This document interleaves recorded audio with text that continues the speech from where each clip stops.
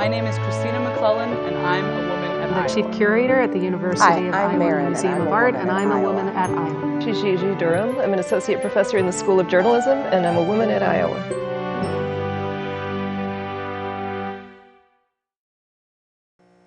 Welcome to the second season of Women at Iowa, a program that explores the work, experience, and history of women on the University of Iowa campus. I'm your host, Anna Bostwick Flaming, and our guest today is Nancy Hauserman, a professor at the University of Iowa. She holds the Williams Teaching Chair in the Tippie College of Business and has an additional appointment in the College of Law. She's also the 1994 winner of the Jean Jew Women's Rights Award. Nancy, thank you so much for being here with us today. My pleasure. Well, I know that you were born in St. Louis and that you got your undergraduate education at the University of Miami and the University of Rhode Island. How did you first come to Iowa? I came to Iowa after I graduated from Rhode Island. We moved here to Burlington, Iowa. My father owned bowling lanes in Burlington and Keokuk, and my husband was going to work for my dad. And then you applied for law school at the University of Iowa. What inspired you to do that? I did. Well, several years later, we were still living in Burlington, Iowa, and kind of had a change in our lives and was thinking about what I wanted to do. And I had worked for a little bit of time. I had a lot of jobs after I graduated. And I worked for a little bit of time in a law firm. And I thought, well, this is interesting, and I could do this. And I have a cousin who had been very active in politics as we were in college, and she had done a lot of work with people in prison. And I think for many of us in the 60s as well, there was a sense that you at once wanted to give back, and then also a sense of the legal system needing to be fairer to people. And I thought, well, this is a way I could do something. I could go to law school, I could come out of law school and be a criminal defense lawyer and, right the wrongs that I perceived being done by the system. It was pretty rare to find a woman at a law school in the 1970s. What was that like? It was difficult, I think. I think that would be a fair way to say it. And at the same time, it was really exciting. I think I've said to people that it was in some ways a very hard time, those 2+ years that I was in law school, but also a time of great growth for me. There were relatively few women in our law school class, but among those women were the first women I met who called themselves feminists and who really paid attention to the way that what we were being taught, how we were being taught, the whole atmosphere of the school affected the women, and that was pretty eye-opening for me. So, when we talked before, you told me a story about bathrooms at the College of Law. Yeah, I'm sure it's a story that some people will watch this and wince when they remember that too. But when I went to law school, there was we were in the old law building, which then was the International Building, which now I believe is torn down for the new College of Public Health. So, historical artifact. There was one women's bathroom on the first floor, and there might have been some quasi-cubbyhole you could use in the basement, but none on the classroom floor, on the main classroom floor, which was the second floor. And so several of us began to lobby for a women's bathroom. There was a men's bathroom up there, or 2 men's bathrooms, and a faculty restroom as well. And when we did not seem to be able to make much progress, we suggested to the faculty that that was fine, that we would just use the faculty bathroom then, and they could use the other bathrooms that were up there. And really pretty quickly then, we actually got a women's bathroom on the second floor. So after you graduated, how did you become a part of the Tippie College of Business? Well, my plans to be a criminal lawyer sort of unraveled when I was in law school. I had an opportunity to do some work with prisoners when I was in law school, and though I found it very interesting, I was surprised to find that at least in Iowa, in the 70s, most of the people I met who were in prison really had done what they were accused of doing, or had done something else and had gotten caught for this. So I didn't find that sort of innocence that I was necessarily looking for. That was my own innocence, I think, in looking for it. And I realized that I needed a different kind of satisfaction out of the work I was doing, and found that I probably would not do well in very argumentative situations. I wasn't sure that I really wanted to be in court fighting all the time with other lawyers and then walk out of court and go have a beer. I'm a little more integrated than that, not so good at sort of encapsulating aspects of my life, and I thought that wouldn't go well. There was, so I had no idea what I was going to do. I started interviewing with the big law firms. I had clerked for a bankruptcy judge, and so going to a big firm seemed like the sort of next step I could do. But the big firms presented the same kind of competition that law school did. That is, that was the culture, was a real competitive culture, and I didn't find that, again, very conducive to the path I thought I wanted to be on. And when I was talking about this one day in the law school lounge, another friend who was getting a PhD as well as a law degree, kind of an overachiever, was in the Tippy College of Business and said that he was going to be leaving as he graduated and thought they would need someone to teach his courses, and that I might go over there and talk with them. And that's what I did, and that was the beginning.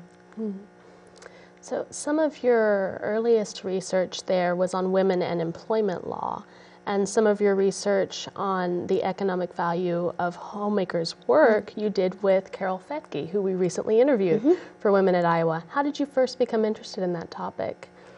Well, because I was a part-time instructor in the College of Business when I first started, and Carol was also teaching in there part-time, we shared an office. That was, they could put us together, and because we were two of the very few women who were in the College of Business, it seemed natural to put us together in an office.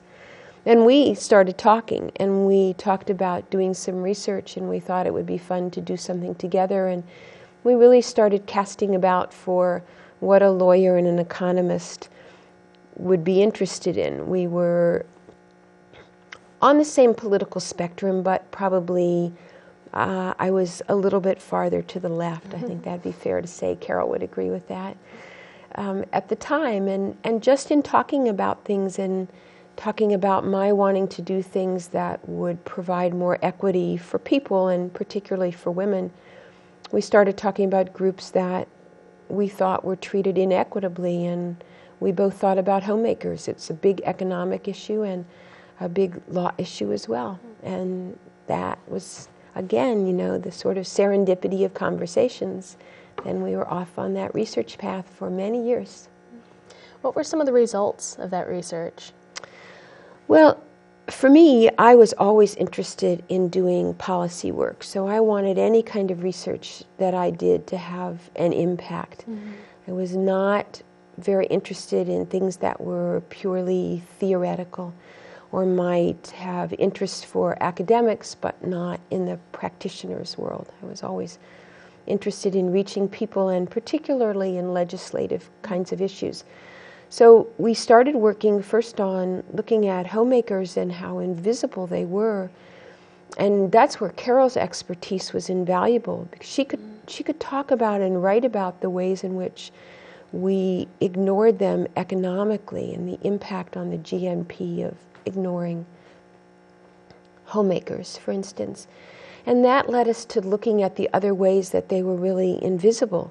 At the same time that we're encouraging women to work at home, then we totally discount what they do. So we worked on changing divorce law. We worked on getting homemakers' contribution counted, and we started by looking at state laws, our own, for instance, in Iowa, and getting the homemakers' contribution counted when they were figuring what each party brought and contributed to the marriage, and then that impacted other states' laws as well. And the next step was the military, who denied homemakers a share of the pension of the military husband, again because of this lack of contribution. And so we worked to get that changed, and then we each did some work on court cases where homemakers had been injured or died, and again their contribution would count for nothing, and to work on getting that changed, and I think that we successfully did that. It sounds like part of your philosophy of research is also activist. And I wanted to ask you about the amicus brief that you wrote for Colvin v. State of Iowa in 1981 on excluding rape victims from camera coverage. Well, in that case, I was working on the board of the Rape Victim Advocacy Program. I had another good friend, Carolyn Dyer, who was either on the board or was very interested in that, and was also a superb professor of journalism and law, knew a lot about legal aspects of journalism. And there was a case that was coming up, a rape case. This was right after cameras in the courtroom. I think we were actually still in the experimental stage in the Iowa courts. And the laws were not yet fully drafted. But when the Colvin case came up, there was discussion about covering that case, and there was a victim of sexual assault who was going to testify, and it was really important that we keep the cameras out of the courtroom. That was clear for that case. So Carolyn and I, we worked on an amicus brief, a friend of the court brief, to encourage the judge to grant the motion to exclude cameras, at least from coverage of her testimony.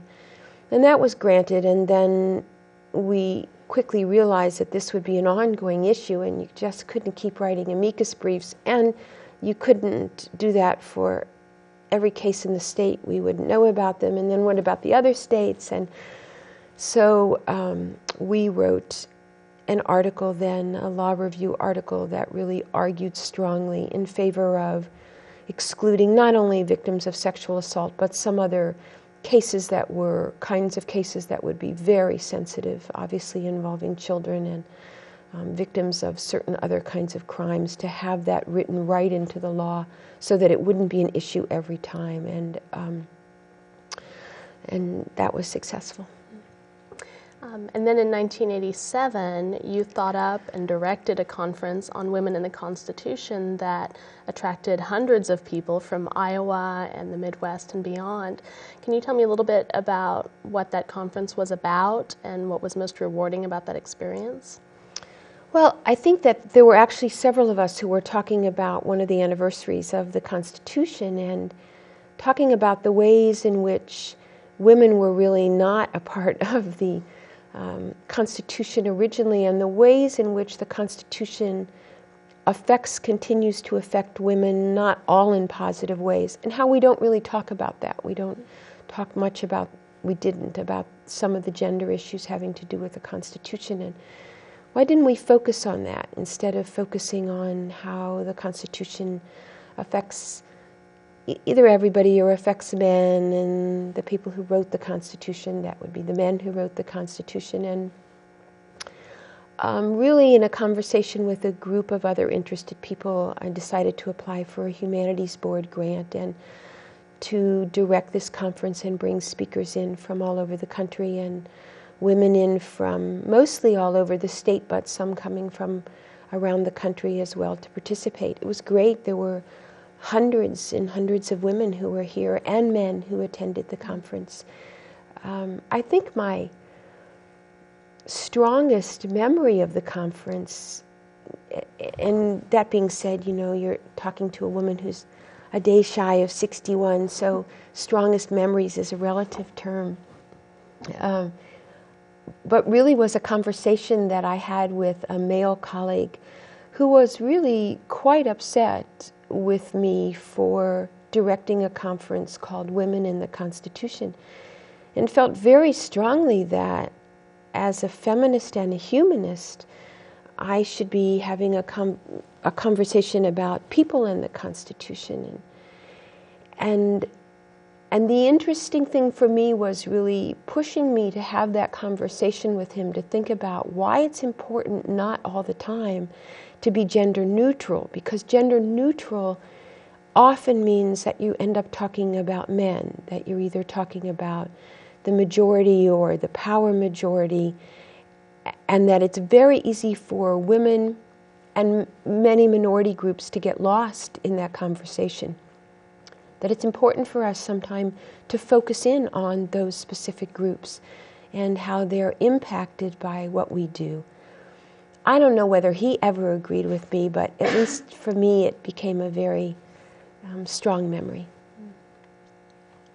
So more recently, your research has focused more and more on sexual harassment. How did you first become interested in that subject? Well, I was teaching a course called Employment Discrimination in the Law in the Tippie College of Business for quite a number of years. That was in our graduate curriculum. And I taught that, and I was teaching that class as well as ethics classes in the college at the same time that the Jean Jew case began to move from sort of the closet of the College of Medicine, I guess, that it was into a little bit more public arena. And Jean's case was going to have a faculty panel. And can you go ahead and tell us a little bit about what that case was about for our viewers who aren't familiar with it? Sure. Jean Jew's case involved a woman, Jean Jew, a woman faculty member in the College of Business, who I'm sure you've talked to, who was for many, many years the subject of ongoing sexual and general harassment by a number of her colleagues, graduate students, other employees in the College of Medicine who really objected to the appointment of one of her colleague and writing partner, Terry Williams, as chair of the anatomy department.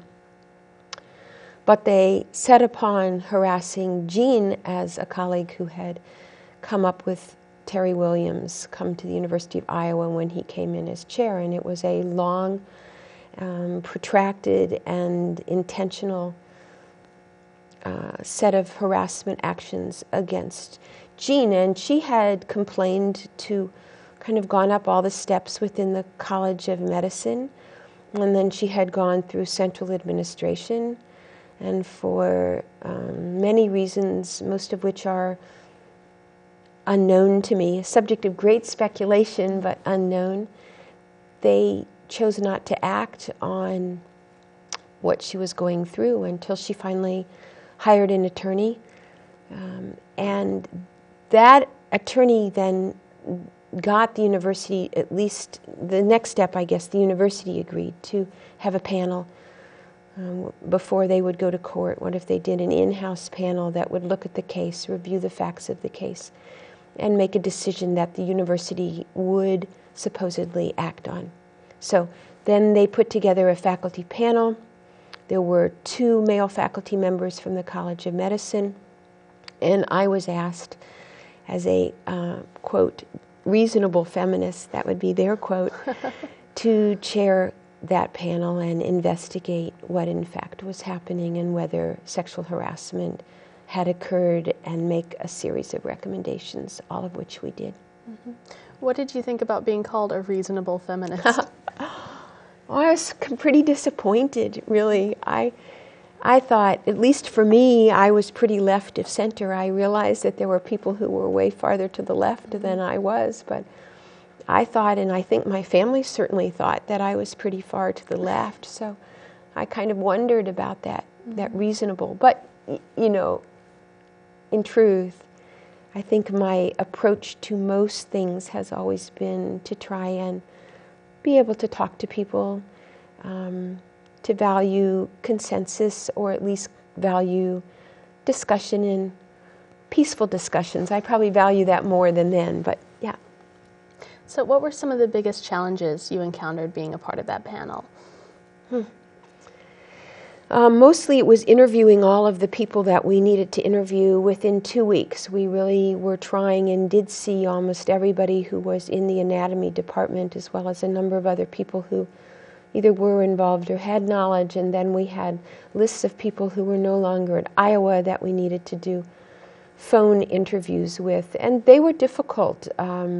There was one group of people that was neutral, but then everyone else was on one side or the other, so there was a lot of hostility in a room for 2 weeks.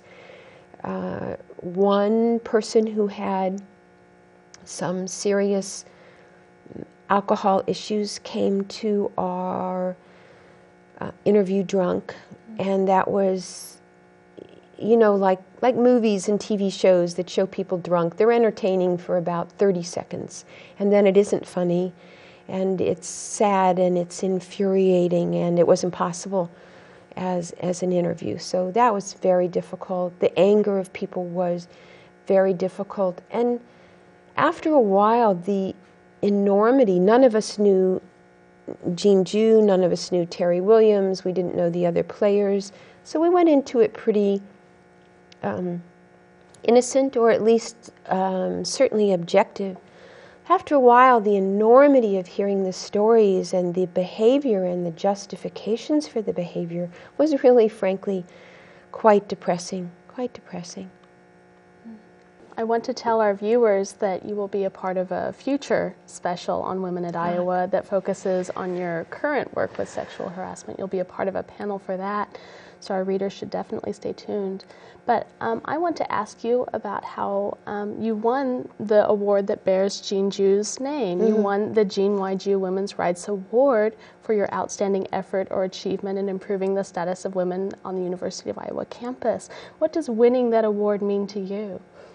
It was really wonderful. I remember that very clearly, especially my parents came for that award, and it was to be honored in Jean's name after everything that I had learned, and really it was, as we started talking about it, that case really was what sparked my interest in sexual harassment, and then my going on to do more writing and teaching and training and court work on sexual harassment. And so to be honored in Jean's name, where she really had sort of given me the gift of talking about her case with me, you know, trusting me and the other 2 panel members. She had agreed to that panel, so she really trusted us, and then she was totally honest with us about what was going on. And really, Jean, I think, because she was so brave, that took a lot of bravery. I learned a lot from her. She was the first really big plaintiff that I knew in a case that was so public. We read about cases for years. All my law training, all my research, I read law cases. But, you know, unless you're, I guess for the practicing lawyers, you don't really, the cases are abstract.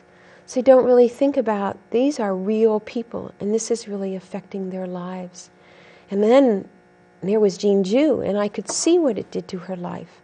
But here she was, and she's brave, and she's bringing a case, and she decides to stay at the University of Iowa in spite of all of that. And to be honored then in her name was to know all of that, was to know the bravery, and you know, it let me feel brave and feel like the work that I had done, for her, and then going ahead for other women was really a path that I was grateful to be on, and then more grateful to be honored for that. And in particular, I think, because it sends a signal to other people. It says that the work that women do and the work done for women, by women or by men, is important, and it matters, and it counts. And that was great. Well, to switch gears a little bit, some of your recent research involves photography. Can you tell me a little bit about how you became interested in doing that? Well, sure. I guess you can kind of tell, because now this is the 4th research thing I think that you've asked me about, and in between there were some other less interesting ones that you just, no, it was fine just to skip them over. I always tried to do at least one very non-political thing a year so I could make sure that I would stay on the good side of people who thought that was necessary too, not always be so political in my work.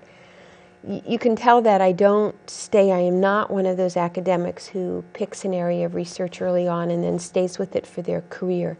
I really admire my colleagues who do that, but I need change, and I get excited by new things and new projects. So after a lot of years of working on sexual harassment, really quite a few years, and still doing some, but certainly after doing the University of Iowa's sexual harassment policy and the survey a few years ago, I really needed to do something else and to work in another area. And I felt like I needed to do something that was public in a different way, that wasn't journal research, that wasn't finding one more footnote for one more thought that you have. And I was also thinking with a group of friends, we're all like 60 and talking about looking forward to retirement, looking to our future, thinking about what we're going to do. And someone asked me what I thought I would do in retirement, and I said,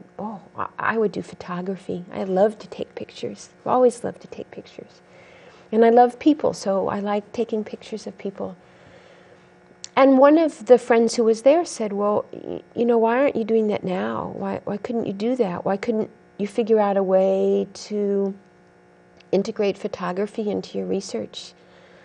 And I thought, well, there's an idea.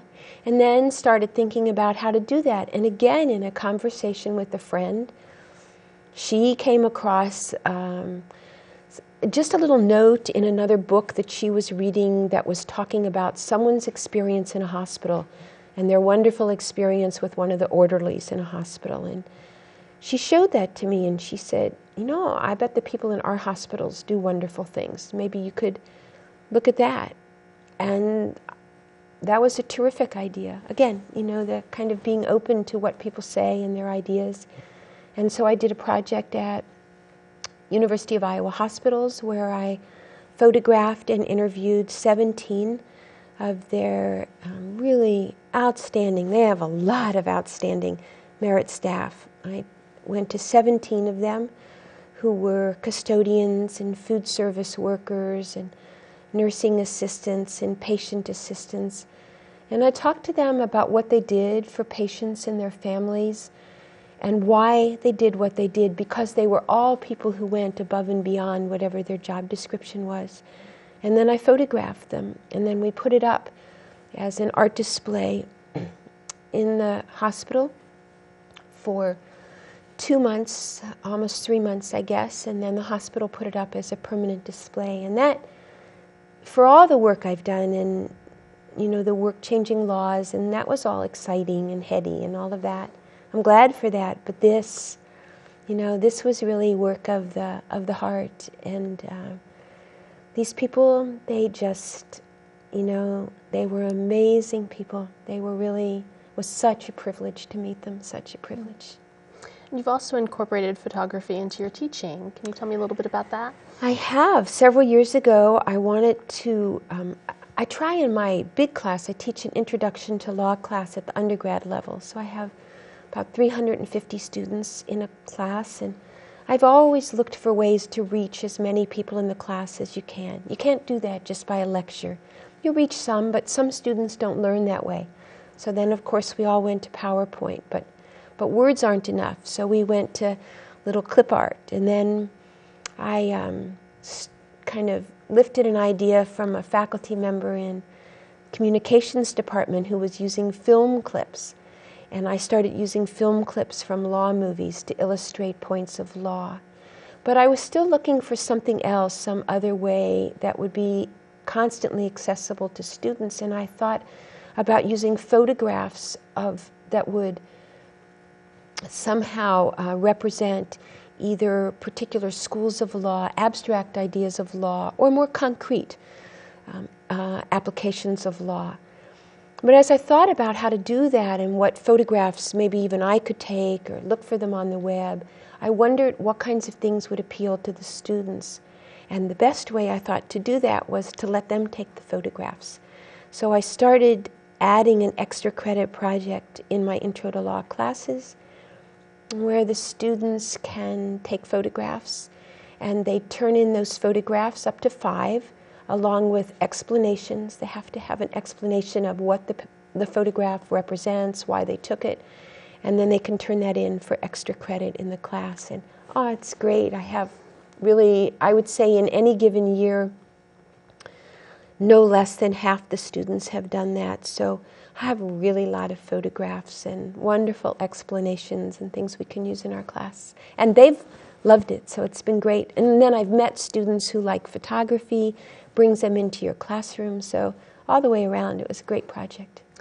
Well, in addition to being an important researcher, you're also an award-winning teacher. So will you tell me a little bit about why teaching is so important to you? Well, teaching is really, for me, why I'm in this job. I'm grateful to be in this job. I'm grateful for everything else it offers. The opportunity to do research that makes a difference, the opportunity to meet fabulous people on this campus, in all kinds of committee work and social kinds of occasions. I'm grateful for all of that, but it's really the students that tie me to the University of Iowa. I love being a teacher.